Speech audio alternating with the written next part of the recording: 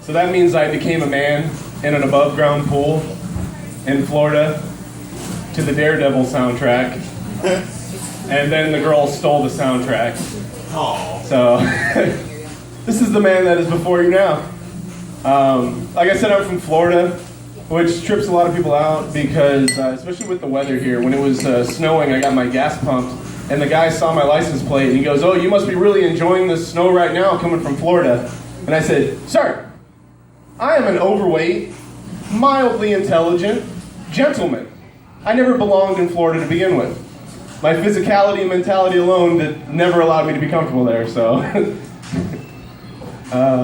Let's see.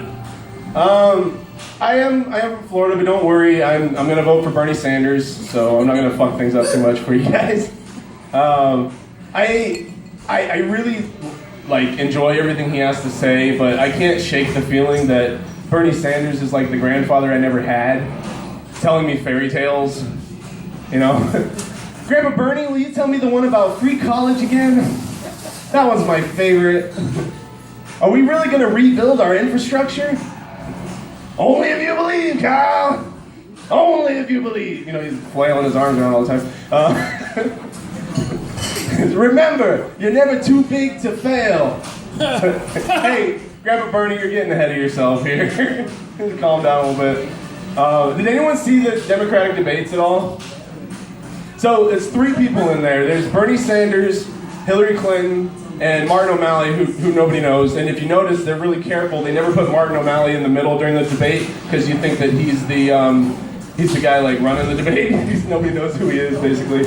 And this is how my roommate and we broke down the debates, basically. Martin O'Malley gets a gold star for effort because he's trying really hard, that little guy. Bernie Sanders is the only person that's like delivering concise and to the point answers. And Hillary Clinton's soul is so rotten I can smell it through the TV screen. It's pretty bad.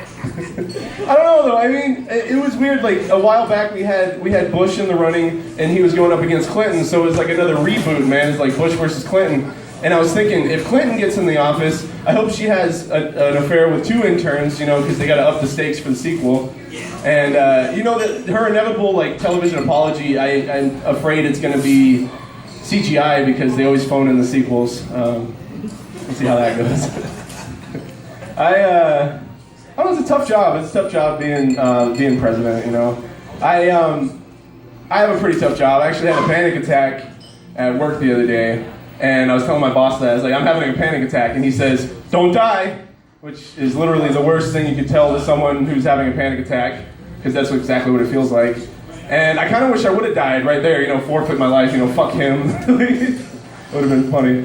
But I know how to talk myself down from panic attacks now because I've dealt with them. So I have this mantra that I tell myself. I just breathe deeply and I say, "I'm gonna die. I have no idea what I'm doing. I'm a dirty animal." And then I feel better because I just give up. And it's the best way to get through it. I've had a lot of weird job experiences out here. I used to work at a little mom and pop place, and my manager there, when he was talking to you, he had a time limit, and after a certain time, he would just say "good deal" and then walk away with whatever whatever you were saying, just "good deal," and he's done, out of the room. I'm at a very corporate place now. I'm at it's a burger joint. Let's call it Blue Buzzard for legal purposes, because I'm pretty sure they have bottomless lawyers on retainer, and. I signed an affidavit that would say that I wouldn't reveal any secrets about the company. It's a pretty big company, but that would be like letting the microwavable mac and cheese out of the bag on that one, and I'm not going to do that. Have you had a really bad job experience before? You want to enlighten me just a little bit? Movie theater? Yeah, what was particularly really bad about it? Good deal. Yeah. Again, it was a set that suffered from a lot of here's a thing, and then not a lot of follow-up jokes about the thing. You said your dad or whoever said "good deal" to everything, and as if that was supposed to be funny to us, and it is funny to some of us because some of us have an experience with that. But then you need to, for the rest of us who didn't have an experience with someone saying "good deal," you need to really sink that home to the rest of us of what is saying good deal like? Why is that such a dismissive phrase? Why is that funny to 3 people in the room and not to me? Tell me why it's funny to me too, so I can get in on the joke. I want to be a part of the joke. And then you did like a 1, 2, 3 setup on an idea that you checked if we knew about, and then didn't deliver, which was the Democratic debates. You said, does anyone in here watch the Democratic debates? You got yes, so you continued. And then you said the 3 people who were involved were Hillary, Bernie, and O'Malley. You just checked if we watched the Democratic debates. So if we watch the Democratic debates, we know who Hillary, Bernie, and O'Malley are. So that was the chance for your 1, 2, 3 setup joke. You could have said Hillary, Bernie, and Mr. Sanders, or whatever, or Mr. Rogers. You could have made Martin O'Malley the butt of this joke, which he is, unfortunately, right now, even though he's a really cool dude and should have been the main candidate over the rest of the two. But you could have made a 1, 2, 3 joke. You just ended up being redundant by telling us the people who you just checked with us that we already knew. So be aware of those when you're setting up a joke. I like this idea of, I'm not choosing my words carefully. I like this idea of you having a panic attack and your bosses and your solution is telling you don't die. But like you could really paint that picture, like have a panic attack, you know what I mean? And then just, like be the bumbling other guy that's like, hey, don't die. Like it's, the image of someone like leaning down, someone falling apart, like really sort of drive that home and like act out each role, You could, if you want. I like that. Yeah, but then you could go from another perspective of like, your other people would be like, yeah, die, because if he dies, we get 3 days of vacation for free. Like, yeah, die, motherfucker. I haven't had a vacation day since 1994. Like, you could go way the opposite direction too of why they want you to die. The business doesn't want you to die, but your coworkers I totally like that. do. Yeah, I can go somewhere with that. That's good. Anyone else? Becky? So I thought I don't know if this is even a thing, but like, it just popped into my head when you said it. So take it, leave it, love it, shove it, on whatever. When you said Bernie Sanders is kind of like the grandpa I never had, it popped into my mind that like I'm worried he's going to be the president we never had.